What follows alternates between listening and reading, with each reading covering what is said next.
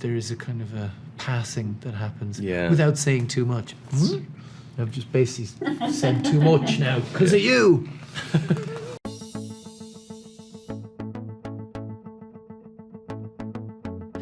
Yeah, it's a bittersweet thing to say goodbye to a character that you spend so much time with. To do this for like 4 or 5 years, you spend a lot of time with that other character living in your head during parts that you film it, and you're doing prep for it and thinking about who this person is, and to see them stop evolving and, have something resolve and end in a place, it's like, oh, that's, all right, well, I guess I won't get to be on that character's journey anymore.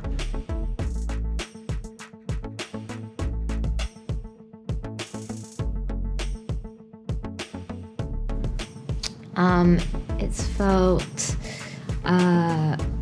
amazing that I feel like the writers just poured so much love into these characters, and none of them, they're not one-dimensional. They've all evolved so much, and so it's been amazing to get to play that. And this season especially, there's a lot of depth and experience that Lila's gone through, so playing that sort of raw vulnerability was great and a challenge. But she's she's a mother and she's now married, and I think they're all losing your powers. That makes sort of very humbling experience, and they're all a bit more human as well, so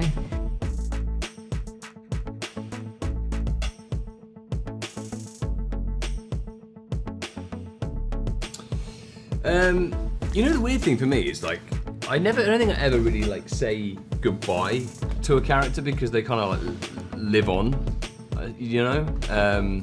and because they're a part of you as well. So like I think they live on in like everything that I've brought to Luther has come from me, right? So there's parts of my personality that will always have a bit of Luther in them.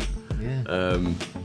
But it's going to be weird to not get to, the biggest thing is not getting to play with these guys anymore as that character, as Luther, because I'm sure I'll play characters that are similar to Luther in the future, and I get to scratch that itch, but not with these guys. So that for me is the biggest loss, I suppose. But it's one I'm very happy that I had, and I'll be very fond of, yeah.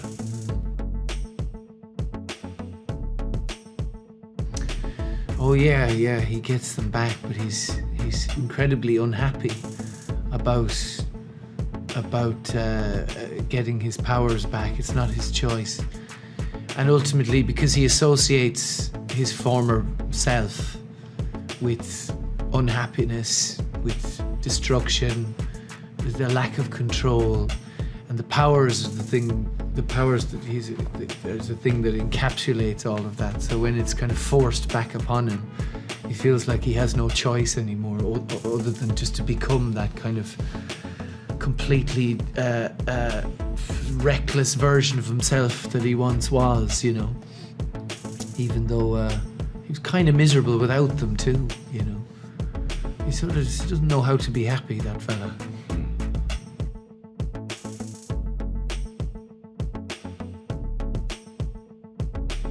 Well, I mean, I'm growing up too, so something of that I'm sure just comes naturally, but I don't know. I feel like I've almost gotten sillier as time goes on. Nice. But I keep it on the down low when I'm in the work mode, we'll say. Sure you do.